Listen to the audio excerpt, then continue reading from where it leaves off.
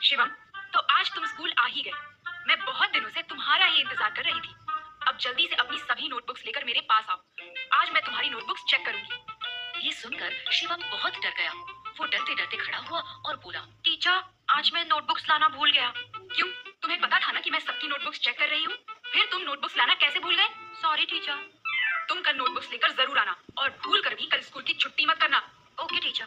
Teacher की डांट सुनकर शिवम समझ गया था कि अब कुछ भी करके उसे अपनी नोटबुक्स कंप्लीट करनी ही पड़ेगी। उसने अपने दोस्त अंकित से कहा। अंकित, क्या तुम मुझे अपनी तीनों सब्जेक्ट्स की नोटबुक्स दे सकते हो? क्यों? तुम मेरी नोटबुक्स का क्या करोगे? टीचर ने तो तुम्हें तुम्हारी नोटबुक्स लाने के लिए कहा है।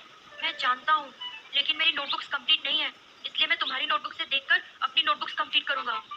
तुम्हें ये सब करने की क्या जरूरत है? तुम हमेशा की तरह स्कूल की छुट्टी कर लेना। नहीं, मुझे लगता है अब मैं इस काम को और नहीं टाल सकता, इसलिए अब मुझे ये काम करना ही पड़ेगा।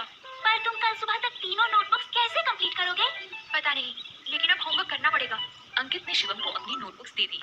शिवम अपने घर पहुंचा। वो सीधा अपने कमरे में गया और काम करने बैठ गया।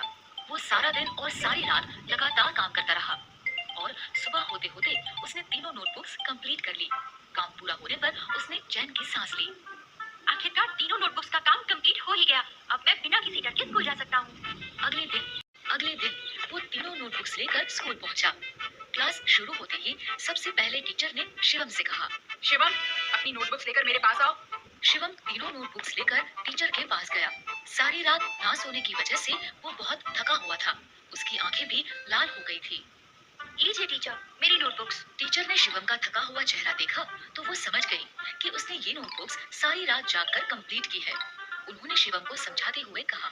मैं जानती थी कि तुम्हारी नोटबुक्स कंप्लीट नहीं है। इन नोटबुक्स को तुमने सारी रात जागकर कंप्लीट किया है, इसलिए थकान के कारण तुम्हारी आंखें इतनी लाल लग रही हैं। शिवम, इसलिए कहते हैं कि हमें अपना सारा काम साथ साथ करना चाहिए, ताकि बाद में हम सारा काम एक साथ करने की मुसीबत से बच सकें। ये बात तुम हमेशा याद रखना कि टालने से कभी भी कोई काम खत्म नहीं होता है, बल्कि और बढ़ जाता है। शिवम टीचर की बात समझ गया। उसने कहा। सॉरी टीचर, अब से मैं सारा काम साथ साथ ही करूंगा और कभी किसी काम को कल के लिए नहीं टालूंगा। इस तरह शिवम की हर काम को टालने की आदत छूट गई और वो हर काम समय पर करने लगा।